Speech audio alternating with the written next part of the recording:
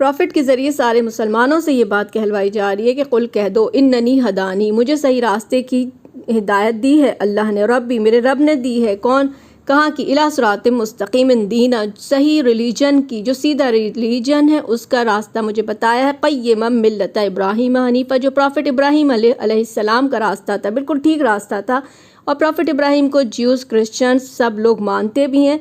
Profit Ibrahim के बारे में कहा वमा कान मिनल मुशरिकीन, वो अल्लाह के साथ किसी को शरीक नहीं करते थे, सिर्फ़ और सिर्फ एक अल्लाह की वर्शिप करते थे प्रॉफिट इब्राहीम, उसी को वही मुसलमान करते हैं। कुल इन्ना सलाती, कह दो कि हमारी नमाज व नुसुकी, हमारी क़ुरबानी व माहिया व ममाती, हमारा जीना हमारा मरना, लिल्लाहि रब्बिल आलमीन, अल्लाह ही के लिए है। ला शरीक ला, हम अल्लाह के साथ किसी को भी शरीक नहीं करते, किसी की भी वर्शिप नहीं करते सिवाय अल्लाह के। वबिज़ालिका उमिरतु व अना अव्वल मुस्लिमीन, और मुझे यही हुक्म मिला है कि मैं पहला मुस्लिम हूँ।